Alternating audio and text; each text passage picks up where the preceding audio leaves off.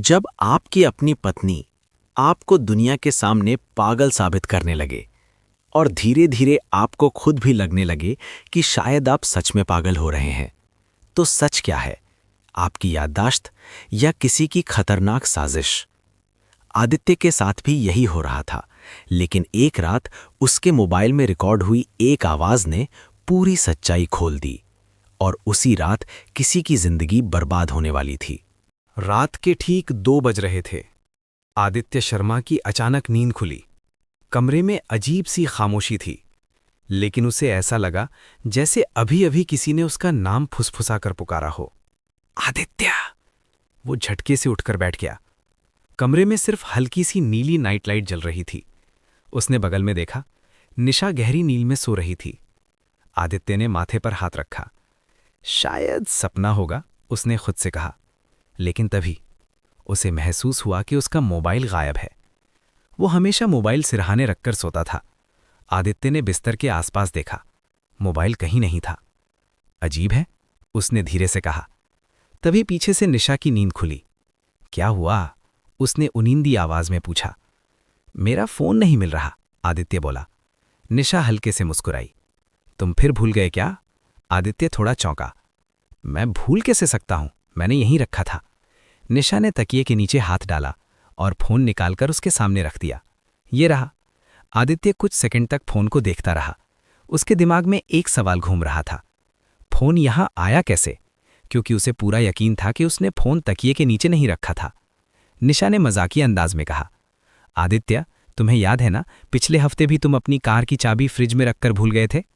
आदित्य चुप हो गया। वो सच था, पिछले हफ्ते सच में ऐसा हुआ था, लेकिन उसे अब भी लग रहा था कि इस बार कुछ अलग है। निशा ने धीरे से उसका हाथ पकड़ा। तुम बहुत काम करते हो, शायद इसी वजह से भूलने लगे हो। आदित्य ने कोई जवाब नहीं दिया।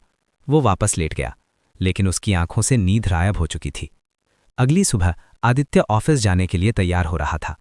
उसने अपना लैपटॉप बैग उठाया, लेकिन जैसे ही उसने बैग खोला, वो अचानक रुक गया। बैग के अंदर एक दवाई की स्ट्रिप रखी थी। उसने दवाई उठाकर पढ़ा। ये मनोचिकित्सा की दवा थी।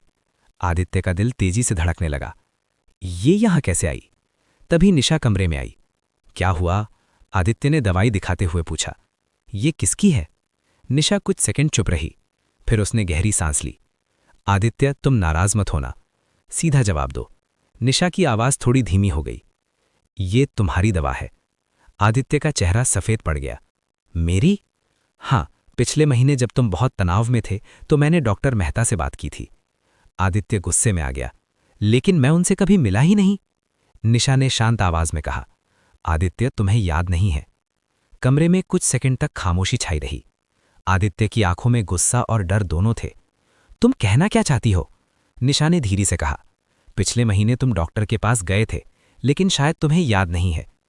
आदित्य का दिल जैसे डूब गया। क्या सच में ऐसा हुआ था, या कोई उसे यकीन दिलाने की कोशिश कर रहा था कि वो सब भूलने लगा है? उस रात आदित्य देर तक जागता रहा।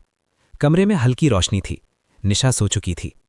आदित्य ने अपना मोबाइल उठाया और एक फैसला लिया। अगर उसके साथ सच में कुछ हो रहा है तो उसे सच जानना ही होगा। उसने मोबाइल की वॉइस रिकॉर्डिंग ऑन कर दी और मोबाइल को चुपचाप कमरे के एक कोने में रख दिया। उसे नहीं पता था कि आज रात वो जो रिकॉर्ड करने वाला है वो उसकी पूरी जिंदगी बदल देगा। कमरे की लाइट बंद थी। सिर्फ खिड़की से आती हल्की चांदनी कमरे में फैल रही थी। आदित्य बिस्तर पर लेटा था, लेकिन उसकी आंखें खुली हुई थीं। उसका दिल धीरे धीरे तेज धड़कने लगा, क्योंकि इसे पता था कमरे के कोने में रखा मोबाइल सब कुछ रिकॉर्ड कर रहा था। उसने धीरे से करवट ली। निशा उसकी तरफ पीठ करके सो रही थी। कुछ मिनट बीत गए, फिर अचानक निशा हल्की सी हिली। आदित्य ने सांस रोक ली। निशा धीरे धीरे उठकर बैठ गई। आदित्य ने आंखें आधी बंद कर लीं ताकि उसे लगे कि वो सो रहा है। निशा ने कुछ सेकंड तक उसे ध्यान से देखा, फिर बहुत धीमी आवाज में बोली, सो गया। आदित्य के शरीर में सिहरन दौड़ गई। निशा बिस्तर से उतरी। उसने अपना फोन उठाया और कमरे से बाहर चली गई। दरवाज़ा हल्के से बंद हुआ। आदित्य का दिल अब जोर जोर से धड़क रहा था। वो तुरंत उठा, लेकिन वो बाहर नहीं गया। उसने सिर्फ दरवाजे के पास जाकर कान लगाया। बाहर से बहुत धीमी आवाज आ रही थी। निशा किसी से फोन पर बात कर रही थी, लेकिन शब्द साफ सुनाई नहीं दे रहे थे। कुछ सेकंड बाद अचानक एक शब्द उसके कानों में साफ पड़ा, दवा। आदित्य का दिल जैसे रुक गया। फिर निशा की आवाज आई, हाँ, मैं उसे रोज दे रही हूं। आदित्य की आंखें फैल गईं। धीरे धीरे उसे खुद पर शक होने लगा है। कुछ सेकंड की खामोशी, फिर निशा हल्की हंसी, हाँ, बस थोड़ा और समय चाहिए। आदित्य का पूरा शरीर कांपने लगा। वो वापस बिस्तर पर आकर लेट गया। कुछ सेकंड बाद निशा कमरे में वापस आई। वो ऐसे लेट गई जैसे कुछ हुआ ही नहीं, लेकिन अब आदित्य को नींद नहीं आने वाली थी। अगली सुबह नाश्ते की टेबल पर अजीब खामोशी थी। निशा चाय बना रही थी। आदित्य उसे ध्यान से देख रहा था, जैसे वो पहली बार उसे देख रहा हो। क्या ये वही लड़की है जिससे उसने शादी की थी, या वो उसे बिल्कुल भी नहीं जानता? निशा ने चाय सामने रखते हुए पूछा, क्या हुआ, ऐसे क्यों देख रहे हो? आदित्य ने धीरे से कहा, कल रात तुम किसी से फोन पर बात कर रही थी। निशा अचानक रुक गई। उसने कुछ सेकंड तक उसे देखा, फिर हंस पड़ी। आदित्य, तुम फिर शुरू हो गए? मतलब? कल रात में सो रही थी। आदित्य का दिल धड़क उठा। मैंने खुद सुना है। निशा का चेहरा अचानक गंभीर हो गया। आदित्य, तुम्हें सच में याद नहीं? क्या? कल रात तुम्हें पैनिक अटैक आया था। आदित्य जैसे पत्थर का हो गया। क्या? निशा धीरे धीरे बोली, तुम उठकर चिल्लाने लगे थे कि कोई हमें देख रहा है। आदित्य का दिमाग घूम गया। ये झूठ है। निशा की आंखों में अचानक आंसू आ गए। मैं झूठ क्यों बोलूंगी? कुछ सेकंड तक दोनों एक दूसरे को देखते रहे। फिर निशा ने धीरे से कहा, आदित्य, मुझे डर लग रहा है। किससे? तुमसे नहीं, तुम्हारी हालत से। उसने धीरे से उसका हाथ पकड़ा। हमें फिर से डॉक्टर मेहता के पास जाना चाहिए। आदित्य ने उसका हाथ झटक दिया। मैं कहीं नहीं जाऊंगा। निशा चुप हो गई, लेकिन उसकी आंखों में एक अजीब सी शांति थी, जैसे सब कुछ उसी के प्लान के मुताबिक चल रहा हो। उस शाम आदित्य ऑफिस से जल्दी घर आ गया। घर बिल्कुल शांत था। निशा कहीं बाहर गई हुई थी। आदित्य सीधे कमरे में गया। उसने मोबाइल उठाया। उसका दिल जोर जोर से धड़क रहा था, क्योंकि आज पहली बार वो रात की रिकॉर्डिंग सुनने वाला था। उसने रिकॉर्डिंग प्ले की। पहले कुछ मिनट सिर्फ खामोशी थी, फिर निशा की उठने की आवाज़, फिर दरवाज़ा खुलने की आवाज़। आदित्य की सांसें तेज हो गईं। फिर अचानक निशा की आवाज़ आई, सो गया। आदित्य की मुट्ठियां भिज गईं। फिर फ़ोन कॉल की आवाज़, और कुछ सेकंड बाद एक दूसरी आवाज़ रिकॉर्डिंग में सुनाई दी। एक आदमी की आवाज़, रोहन बोल रहा हूं, सब ठीक चल रहा है? आदित्य का दिल जैसे रुक गया। रोहन? वो नाम उसने पहले कभी नहीं सुना था। फिर निशा की आवाज़ आई, हाँ, धीरे धीरे सब ठीक हो रहा है। रोहन ने पूछा, उसे शक तो नहीं हुआ? निशा हंसी, नहीं, अब तो उसे खुद लगने लगा है कि वो पागल हो रहा है। आदित्य के हाथ कांपने लगे, लेकिन अगले ही पल रिकॉर्डिंग में रोहन की एक लाइन ने आदित्य की पूरी दुनिया हिला दी। रोहन बोला, बस जल्दी करो, वरना उसकी प्रॉपर्टी हमारे हाथ से निकल जाएगी। रिकॉर्डिंग यहीं खत्म हो गई। कमरे में सन्नाटा छा गया। आदित्य कुर्सी पर बैठा रह गया। अब सब साफ था। कोई उसे पागल साबित करना चाहता था, और ये सब उसकी अपनी पत्नी कर रही थी। लेकिन असली सवाल अब भी बाकी था। रोहन कौन था, और ये साजिश कब से चल रही थी? कमरे में गहरा सन्नाटा था। आदित्य अभी भी कुर्सी पर बैठा था। मोबाइल उसकी हथेली में था, और रिकॉर्डिंग खत्म हो चुकी थी। लेकिन उसके कानों में अभी भी वही शब्द गूंज रहे थे, उसकी प्रॉपर्टी हमारे हाथ से निकल जाएगी। उसने गहरी सांस ली। अब एक बात बिल्कुल साफ थी, निशा उसे पागल साबित करने की कोशिश कर रही थी। लेकिन क्यों? क्या सिर्फ पैसे के लिए, या इसके पीछे कुछ और भी था? आदित्य ने तुरंत लैपटॉप खोला। उसने रिकॉर्डिंग फिर से सुनी। इस बार उसने हर शब्द पर ध्यान दिया, और तभी उसे एक चीज समझ आई। रोहन ने कहा था, जल्दी करो, मतलब ये प्लान काफी समय से चल रहा था। आदित्य के दिमाग में अचानक एक ख्याल आया। उसने निशा का पुराना सोशल मीडिया अकाउंट खोलने की कोशिश की। कुछ मिनट तक खोजने के बाद उसे एक पुरानी फोटो मिली। फोटो में निशा किसी पार्टी में खड़ी थी। उसके साथ एक आदमी भी था। आदित्य की आंखें सिकुड़ गईं। फोटो के नीचे कैप्शन लिखा था, great evening with Rohan. Aditya का दिल जोर से धड़कने लगा। उसने उस आदमी का चेहरा ध्यान से देखा। उसी वक्त उसे याद आया, कुछ महीने पहले जब उसकी और निशा की शादी हुई थी, तब शादी में एक आदमी आया था। निशा ने उसे अपने कॉलेज का दोस्त बताया था। आदित्य ने तुरंत फोटो जूम की। हाँ, वो वही आदमी था, रोहन। आदित्य की मुट्ठियां कस गईं। मतलब ये रिश्ता नया नहीं था, शायद ये सब शादी से पहले से चल रहा था। उसी समय मुख्य दरवाज़ा खुलने की आवाज़ आई। निशा घर वापस आ गई थी। आदित्य तुरंत उठकर किचन की तरफ चला गया, जैसे कुछ हुआ ही नहीं। निशा अंदर आई। तुम जल्दी आ गए आज? उसने पूछा। हाँ, काम कम था। निशा ने उसे गौर से देखा। सब ठीक है ना? आदित्य ने हल्की मुस्कान दी। हाँ बिल्कुल। लेकिन अंदर से उसका दिल गुस्से से जल रहा था। अब उसने फैसला कर लिया था, वो अभी कुछ नहीं बोलेगा। वो सच को पूरी तरह पकड़ना चाहता था। उस रात निशा जल्दी सो गई, लेकिन आदित्य जाग रहा था। उसने फिर से मोबाइल रिकॉर्डिंग चालू कर दी, लेकिन इस बार उसने एक और काम किया। उसने मोबाइल को कमरे के बाहर ड्राइंग रूम में छुपा दिया। करीब आधे घंटे बाद, जैसा उसे उम्मीद थी, निशा उठी। वो धीरे से कमरे से बाहर गई। आदित्य का दिल तेजी से धड़कने लगा। कुछ मिनट बाद ड्राइंग रूम से आवाज आने लगी। आदित्य धीरे से दरवाजे के पास गया। इस बार आवाज साफ सुनाई दे रही थी। निशा फोन पर थी। रोहन, सब ठीक है? रोहन की आवाज आई। डॉक्टर वाली बात हुई? निशा बोली, हाँ, अगले हफ्ते उसे डॉक्टर मेहता के पास ले जाऊंगी। रोहन हंसा। फिर?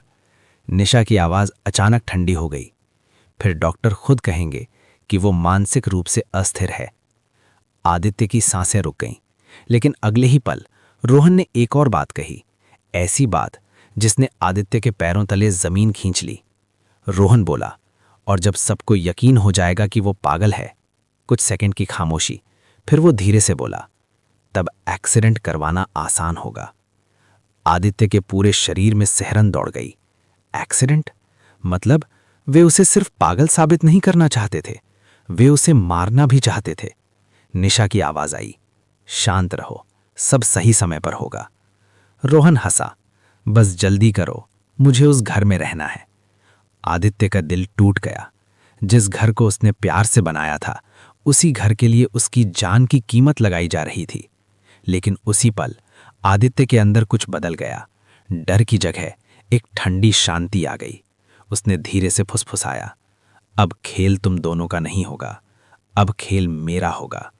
और उसी रात आदित्य ने एक ऐसा प्लान बनाना शुरू किया जो पूरी साजिश को सबके सामने लाने वाला था। रात के करीब 3 बजे थे। घर में गहरी खामोशी थी, लेकिन आदित्य की आंखों में अब डर नहीं था, सिर्फ एक ठंडी शांति थी। उसने मोबाइल में रिकॉर्ड हुई नई बातचीत सुनी। हर शब्द, हर आवाज अब उसके लिए सबूत बन चुकी थी। अब उसे सिर्फ एक काम करना था, सच को सही समय पर सामने लाना।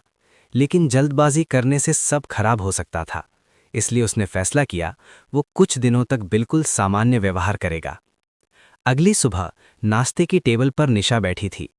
आज हम डॉक्टर के पास चलेंगे, उसने कहा। आदित्य ने जानबूझकर थका हुआ चेहरा बनाया। शायद तुम सही कह रही हो, मुझे सच में मदद की जरूरत है। निशा के चेहरे पर हल्की मुस्कान आ गई।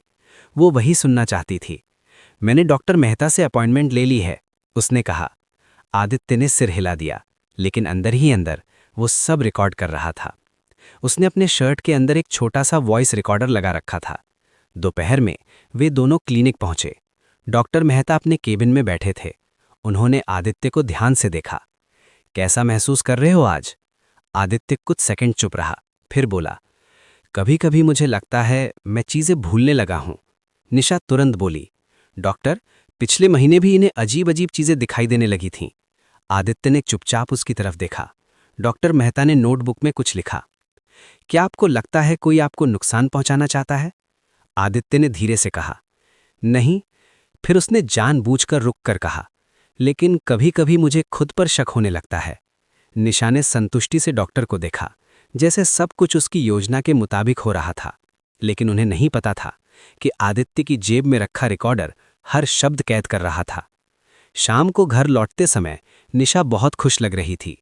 देखा, डॉक्टर भी कह रहे थे कि तुम्हें आराम की जरूरत है, उसने कहा। आदित्य ने सिर हिलाया, लेकिन उसके दिमाग में कुछ और चल रहा था। उसने अब तक 3 बड़े सबूत जमा कर लिए थे, रात की फोन रिकॉर्डिंग, एक्सीडेंट की साजिश, डॉक्टर के सामने निशा का झूठ। लेकिन उसे अभी एक आखिरी सबूत चाहिए था। ऐसा सबूत जो पुलिस के सामने सब कुछ खत्म कर दे। 2 दिन बाद आदित्य ने जानबूझकर एक नई बात कही। रात के खाने के दौरान उसने अचानक कहा, मुझे लगता है शायद मुझे कुछ दिन के लिए शहर से बाहर जाना चाहिए। निशा चौंक गई। क्यों? ऑफिस ने मुझे 3 दिन की ट्रिप पर भेजा है। निशा कुछ सेकंड तक चुप रही, फिर बोली, ठीक है, शायद तुम्हारे लिए अच्छा होगा। लेकिन उसके चेहरे पर एक अजीब सी चमक थी, जैसे उसे कोई मौका मिल गया हो। आदित्य समझ गया, जाल काम कर रहा था। उस रात आदित्य ने बैग पैक किया। सुबह वो घर से निकल गया, लेकिन वो शहर से बाहर नहीं गया। वो पास के एक होटल में रुक गया। वहां से उसने घर के सीसीटीवी कैमरे अपने फोन में चालू कर दिए, क्योंकि 2 दिन पहले उसने घर के अंदर छोटे छोटे हिडन कैमरे लगा दिए थे। अब बस इंतजार करना था। रात के करीब 10 बजे फोन की स्क्रीन पर अचानक हलचल दिखाई दी।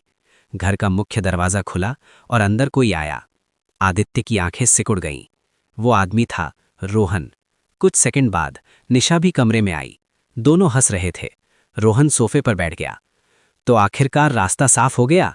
उसने पूछा। निशा मुस्कुराई। हाँ, अब कोई शक नहीं करेगा। रोहन बोला, बस 2 दिन बाद उसका एक्सीडेंट हो जाएगा। निशा ने सिर हिलाया। और सबको लगेगा वो अपनी ही लापरवाही से मरा। आदित्य का खून खौल उठा, लेकिन अगले ही पल निशा ने एक और बात कही, ऐसी बात जिसने सब कुछ और साफ कर दिया। निशा बोली, फिर हम इस घर में साथ रहेंगे। रोहन हंस पड़ा, और उसकी सारी प्रॉपर्टी हमारी होगी। आदित्य ने मोबाइल कसकर पकड़ लिया। अब उसके पास सबूत था, पूरा सच। लेकिन उन्हें अभी भी नहीं पता था कि उनके हर शब्द सीधे रिकॉर्ड होकर किसी और तक पहुंच रहे थे, क्योंकि उसी समय आदित्य ने वो वीडियो भेज दिया था सीधे इंस्पेक्टर कविता सिंह को।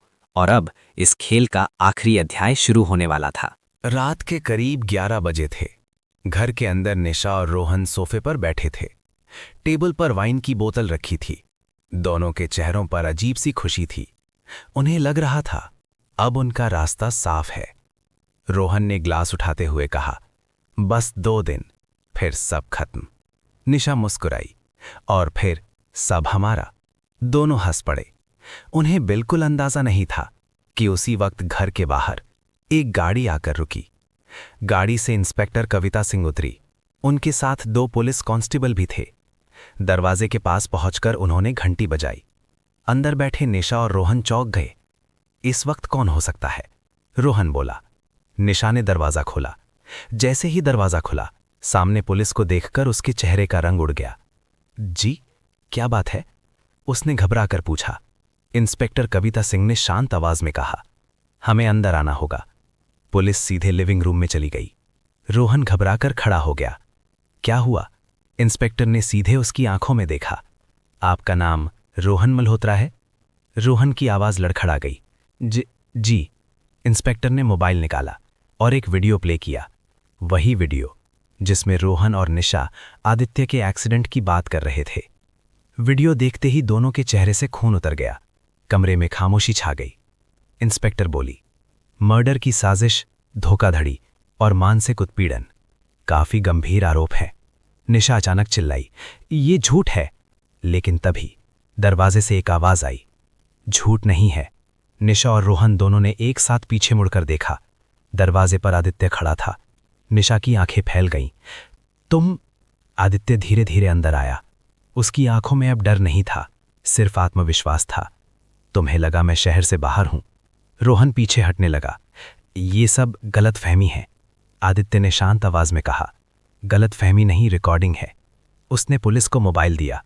इनके पास मेरी रात की फोन रिकॉर्डिंग भी है। इंस्पेक्टर कविता सिंह ने सिर हिलाया। हमें सब मिल चुका है। निशा अब रोने लगी। आदित्य, मैं समझा सकती हूं। लेकिन आदित्य ने उसकी तरफ देखा भी नहीं। जब तुम मुझे पागल साबित करने की कोशिश कर रही थी, तब तुमने एक गलती कर दी। निशा कांपते हुए बोली। कौन सी? आदित्य ने सीधा जवाब दिया। तुमने मुझे कमजोर समझ लिया। कमरे में कुछ सेकंड की खामोशी रही। फिर इंस्पेक्टर ने कांस्टेबल को इशारा किया। इन दोनों को गिरफ्तार करो। कांस्टेबल आगे बढ़े। रोहन ने भागने की कोशिश की, लेकिन तुरंत पकड़ लिया गया। निशा रोती रही, लेकिन अब बहुत देर हो चुकी थी। कुछ महीने बाद अदालत में फैसला सुनाया गया। जज ने कहा, यह साफ है कि आरोपी ने अपने पति को मानसिक रूप से अस्थिर साबित करने की साजिश रची और बाद में उसकी हत्या की योजना बनाई। निशा और रोहन दोनों को कई साल की सजा सुनाई गई। कुछ समय बाद आदित्य उसी घर की बालकनी में खड़ा था। सुबह की हल्की धूप फैल रही थी। कभी ये घर उसके लिए डर की जगह बन गया था, लेकिन आज उसे लग रहा था कि उसने अपनी जिंदगी वापस जीत ली है। उसने आसमान की तरफ देखा और हल्की मुस्कान दी, क्योंकि आखिर में सच की जीत हुई थी। अगर आपको ये कहानी पसंद आई हो तो वीडियो को लाइक ज़रूर करें, और अगर आप ऐसी ही सस्पेंस और इमोशनल कहानियां देखना चाहते हैं तो चैनल को सब्सक्राइब करना मत भूलिए। नीचे कमेंट में ज़रूर बताइए कि आपको कहानी का कौन सा हिस्सा सबसे ज़्यादा चौंकाने वाला लगा, और इस वीडियो को अपने दोस्तों के साथ शेयर ज़रूर करें, क्योंकि कभी-कभी सबसे खतरनाक दुश्मन हमारे सबसे करीब होते हैं।